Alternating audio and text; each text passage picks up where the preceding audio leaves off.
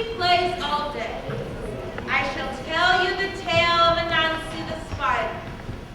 Once upon a time, deep, deep, deep in the heart of Africa, there were the gods, Nyame, the sky god, and his wife Asaya, goddess of earth.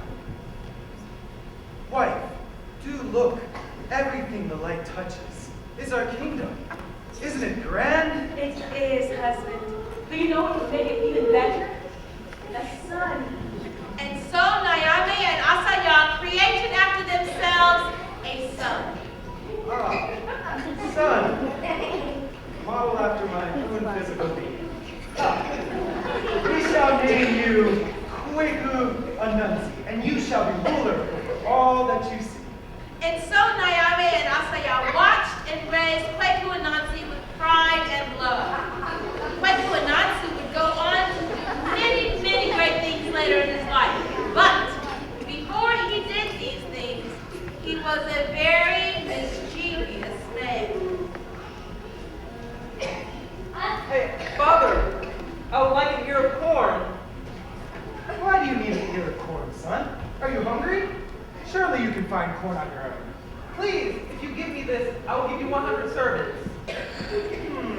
Nyame was always amused by the boastful and resourceful Anansi. Very well.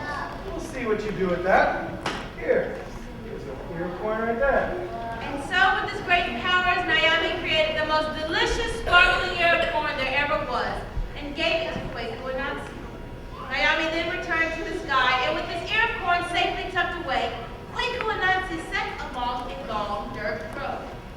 Before long, he had grown tired from walking in the hot sun and wanted a place to rest. Finally, he came upon a village, and its chief greeted him as he entered. Hello, sir. I'm very tired. I've been walking all day, and it's so hot out here. I have here this sacred ear of corn given to me by Nyame himself. I was wondering if maybe you guys could give me a place to stay and a place to keep it safe. Yes, yes. You have a place to stay. You will be safe. The chief gave Kweku Anansi a thatched roof house to stay in, showing him a hiding place in the roof. During the night, while the entire village was fast asleep, Kweku Anansi took the corn and fed it to the chickens. The next morning, Kweku Anansi woke the village with his cry. The sacred corn has been stolen! Someone has stolen the sacred corn! It must have been you! One of you must have stolen that sacred corn! Oh, surely Nyame will bring great punishment to this village. Kweku Anansi made such a fuss that the villagers begged him to take a whole bushel of corn as a demonstration of their apologies. Satisfied, Kweku Anansi accepted and left the village. He then went down the road with the bushel of corn until it grew too heavy for him to carry. He sat down on the side of the road, and as he was resting, he met a man who had a chicken. Hey, how you doing? Doing all right. What's in that bag? Oh, I just had this wonderful chicken.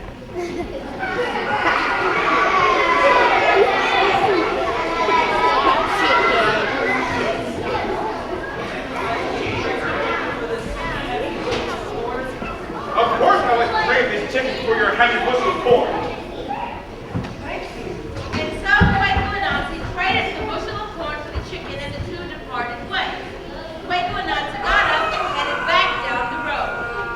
When he arrived at the next village, he excitedly ran into his villagers and exclaimed, Barahu! Barahu! Come and see!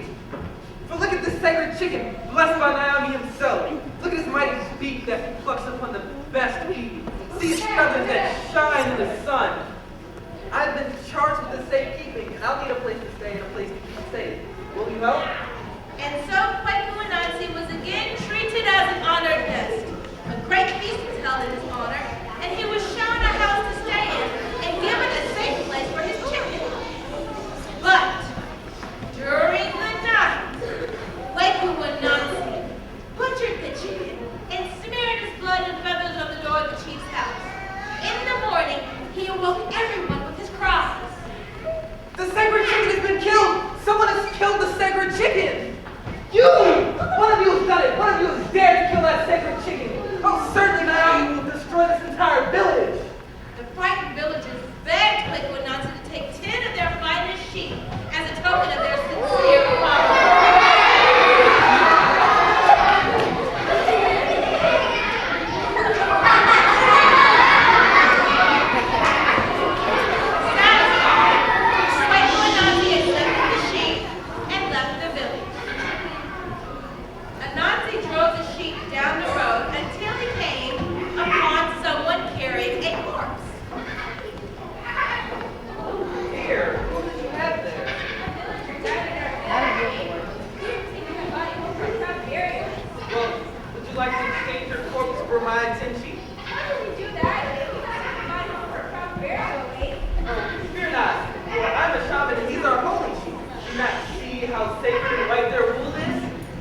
not hear how sweet their call is.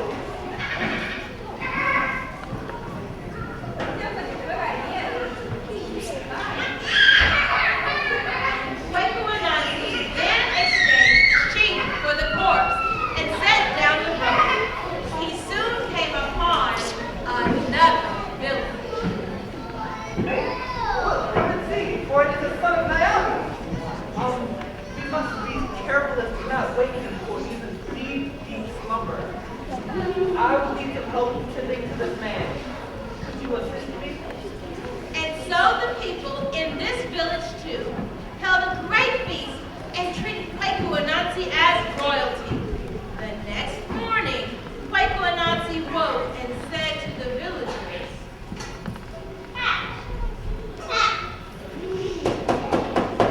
I'm having some trouble waking the son of Naomi. Will you all help? the villagers started by beating drums. But the visitor remained asleep. Then they banged pots and pans, danced around joyfully. But still, the visitors slept. Then the villagers pounded on the visitor's chest, and he still did not stir. What is this? You killed the son of Naomi! Oh no! Woe is you! Woe unto thee! Certainly you will destroy this entire village, if not the entire world! The terrified villagers then told Quaker Anansi that he could pick 100 of their finest young men as slaves if only he would appeal to Naomi to save them. And so, Quaker Anansi returned to Naomi, having turned 1 ear of corn into 100 slaves. You see, Quaker Anansi was a very clever young man, but there is far more that you do not yet know. Let me tell you another tale. I'll tell you how Quaker Anansi became inspired. One day, as Quaker Anansi was tending to his crops, a marvelous ram came grazing. Stop chewing on my crops, you miserable old goat! Infuriated, Quaker Anansi took off his shoe and killed it with a smell from his stinky, stinky shoe. Here, take that, you miserable old goat!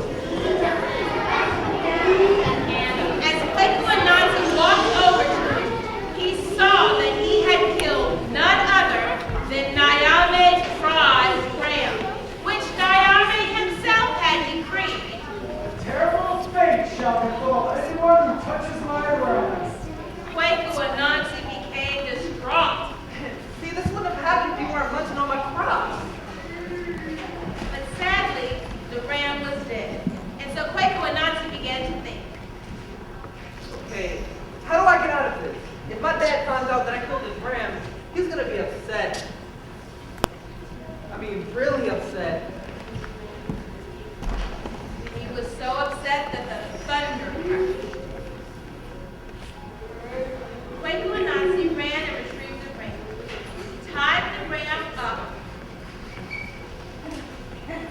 and ran and stumbled upon a humble spider spinning a web. Ah! Hello, Anansi. Hello, spider. Listen, I just found this wonderful place with blazing nuts. Would you like to share them with me? Of course I would. All right, just head that way. Delighted, the spider hurried over and began to feast on the wonderful pile of nuts. While the spider was away, Quaker Anansi fell to his knees and prayed to Naomi. Oh, Naomi, hear me, Father. A spider killed your ram. What? A spider killed your ram. Spider? I hate spiders. They're so small and icky and crawl around and Thank you for telling me, Anansi. You shall be greatly rewarded. Oh, you're too kind, Father. Quaker Anansi thanked his father again and left. He then ran back to the spider as fast as he could. Oh, Anansi, you are absolutely correct. Those were the best peanuts I've ever had. Dude, you're in so much trouble. What you talk about, Anansi? Look, you killed Naomi's ram. did what with what now? You killed his rat. No! It was there when I got here. Oh, Anansi, what am I going to do, Anansi? What am I going to do?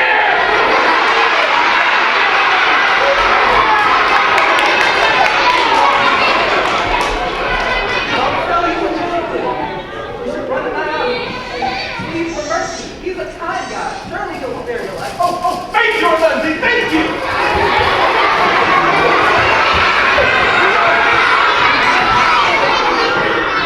Spider hurried off to beg and pray for forgiveness. Happy to be free from the burden, Quaker Anansi went back to his crops and waited to receive his reward. Meanwhile, Naomi, sad and distraught, sought comfort from his wife, Asya, who was resting by the river eating her lunch. You'll never guess what happened, wife. It's the worst news ever. A spider killed my beloved ram. Poor Gary. Oh, I know. I just hate spiders. They're just so creepy and gross. Look.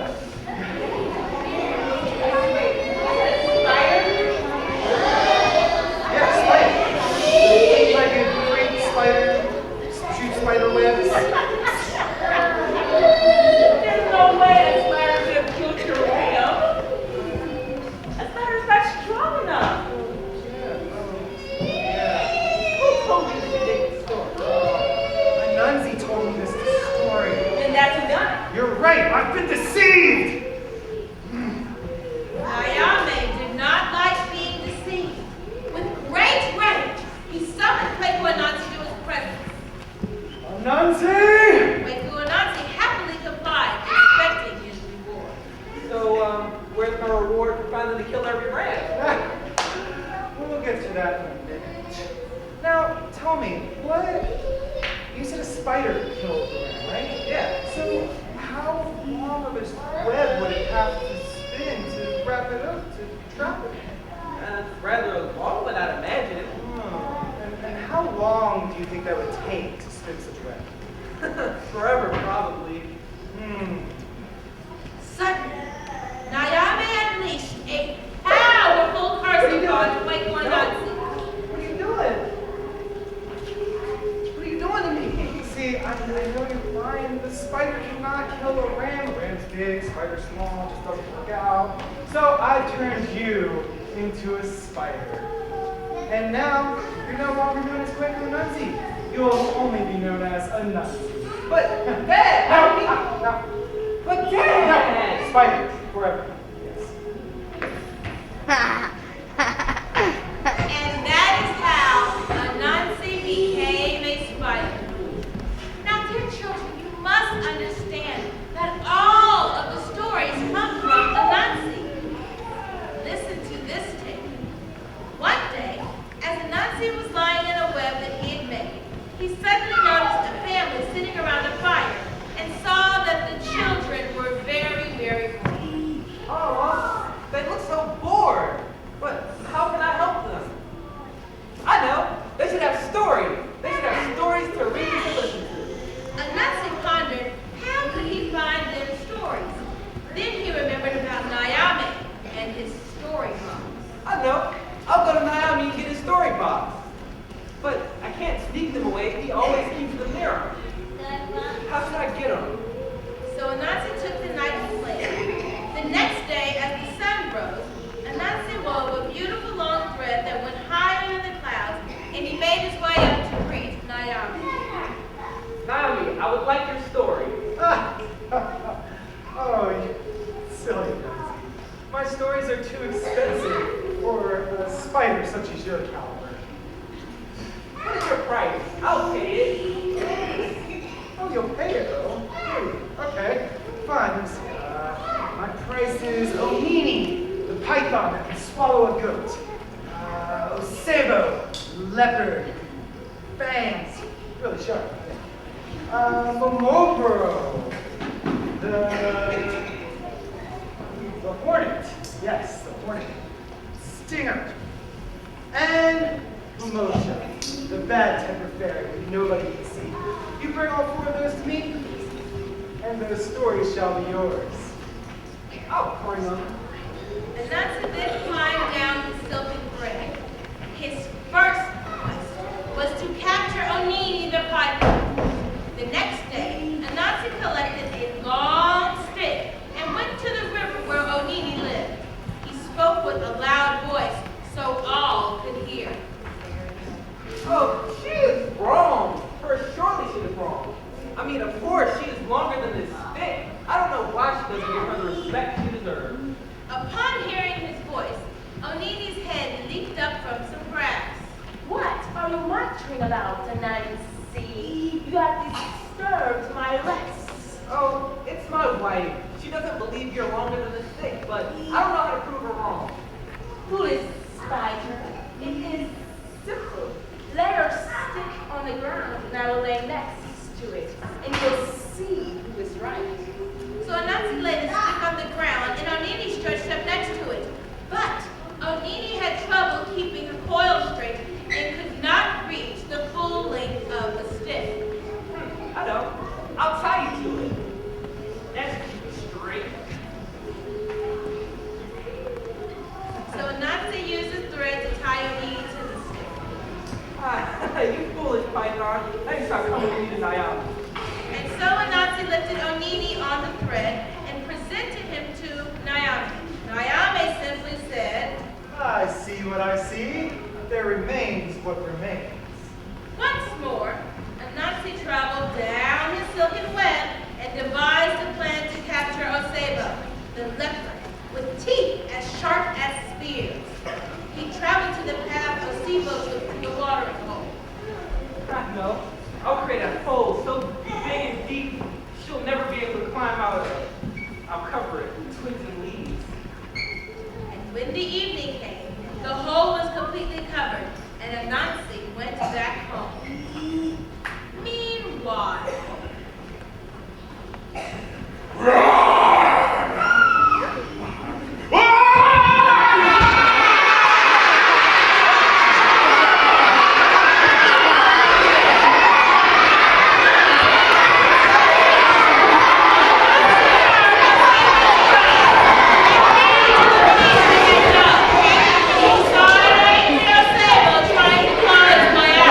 he looked into the hole and said,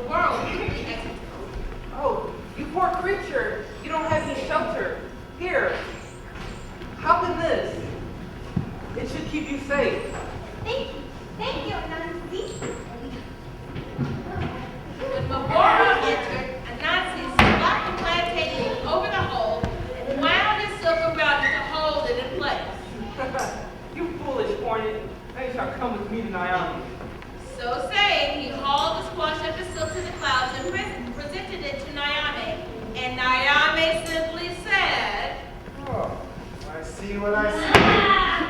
There remains what remains.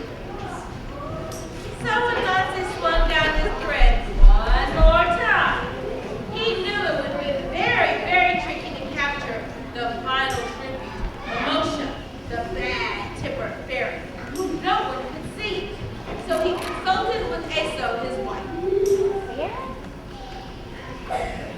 I will need some help getting Mimosha. You got any ideas? Go get me a dog from the gum tree and I'll plaster it with sticky gum. Why a dog? Just trust me. So Anansi did as she asked. While Anansi was doing this, Eso gathered up some yams, eggs, and oil and pounded them together. Soon, Anansi returned with the dog. Look, I named Anna, the dish of the fairies. When emotion here smells this, she'll come running to it. And now go, husband, capture your fairy. Anansi knew what the fairies liked to play and dance, but he still couldn't see them.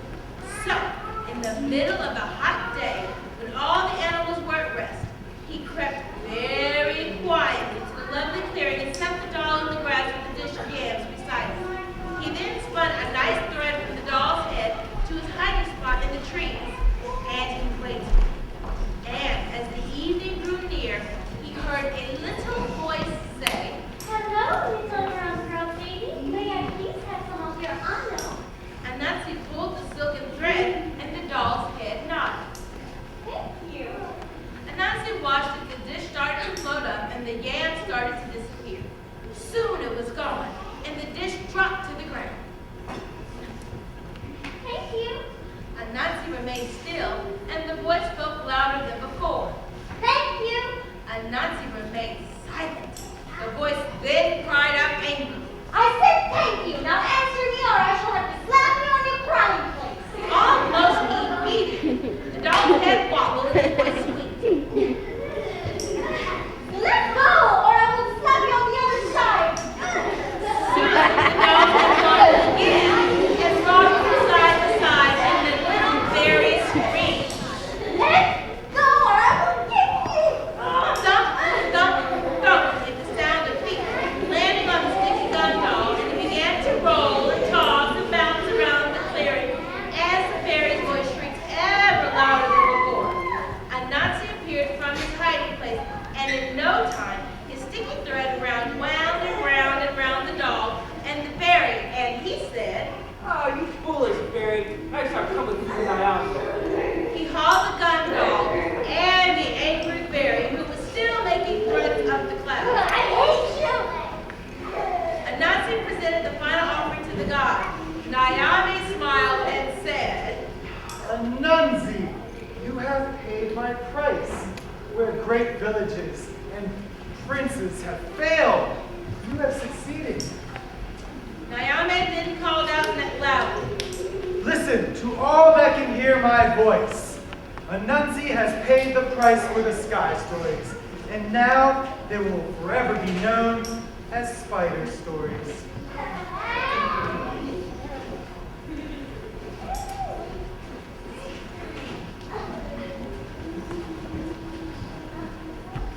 now, I know everybody in here loves going to parties, don't you? Yeah. Well, this is the story of how Anansi missed going to 2 parties on the same night. Now, the animals love to throw parties, and at these parties, everyone was invited. Well, except for one little guy. See, Anansi loved going to parties, but he didn't get invited to them because the other animals were so displeased from all of his trickery. But that didn't stop Anansi from inviting himself. Anansi tried really hard to listen to what each animal was saying, and the only word he could hear was, Party! Party? Anansi crept closer to hear. He came upon a turtling monkey.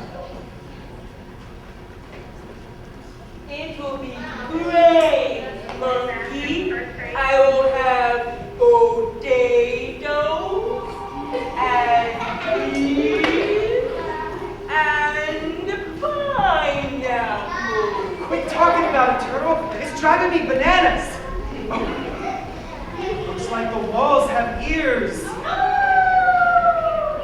Let's go swing over there and talk about it elsewhere.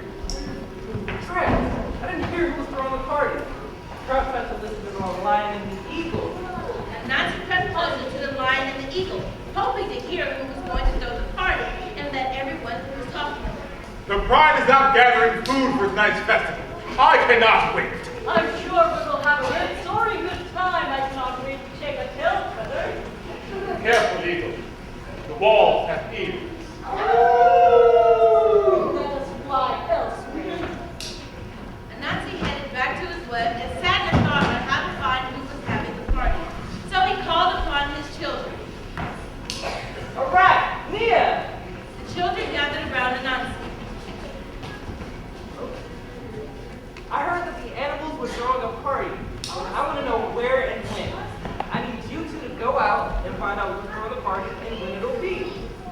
The children replied Yes, Papa. and ran to find the other animals. Anansi sat until the sun was setting, and a rat returned. Ah, all right. What did you hear? Did you find out who's throwing the party?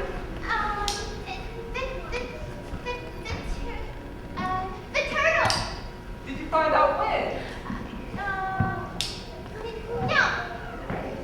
You're a good daughter. Come and see me tomorrow and I will have a small task for you. Just as a rat was leaving, Nia returned. Ah, Nia. What did you hear? Did you find out who was throwing the party? The eagle. Ah, did you find out when? No. You're a good daughter. Come and see me tomorrow and I will have a small task for you. Throughout the night, Anansi began to hatch his clever plan. The next day, as the sun was rising over the horizon, Anansi called out to his children. All right, Nia.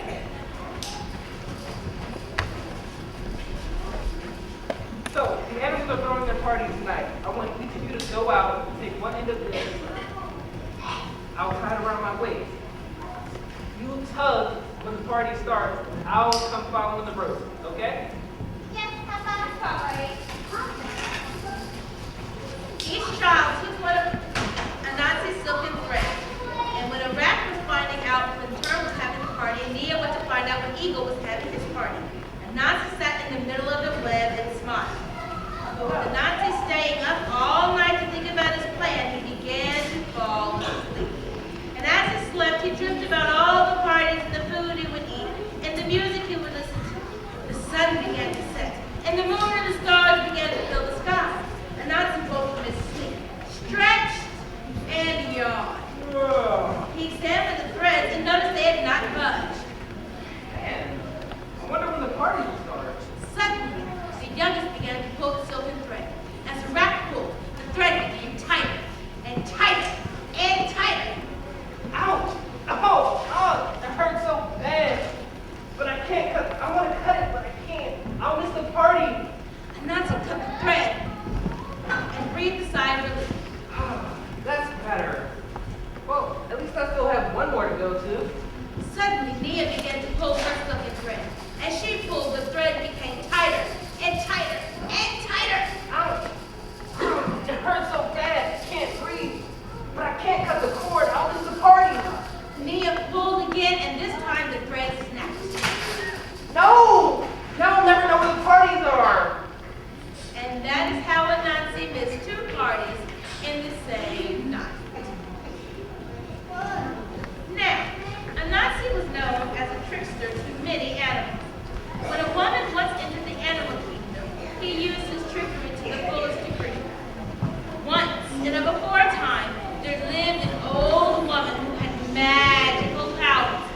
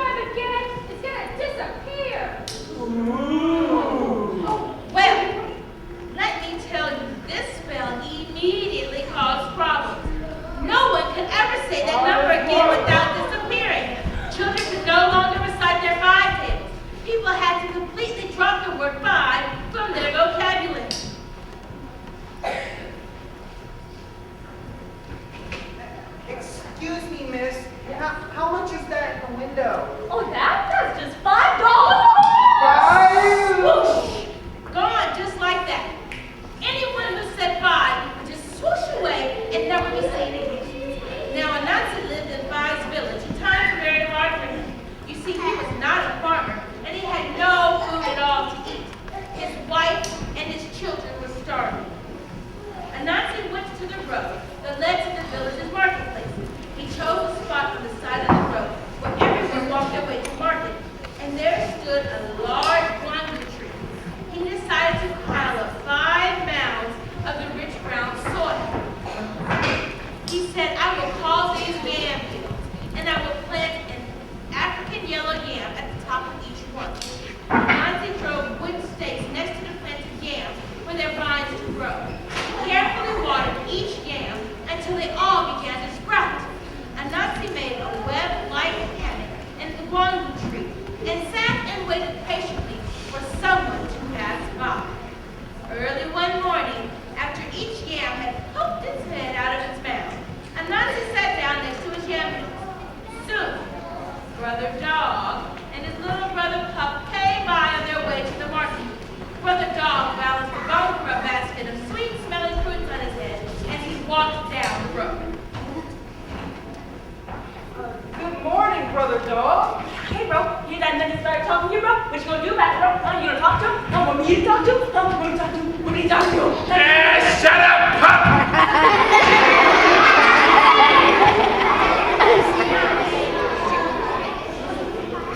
I'm not an educated man like you. I was never sent to school, so I never learned how to count. I was wondering if maybe you could help me out in counting again. Hey, bro, hear that? And they say they go to school like you, bro. And then say they ain't smart like you, bro. You tell Kenny his yam hills, bro. You can help him. Ooh, want me to help him? Who can help him? Ooh. Shut up, pup!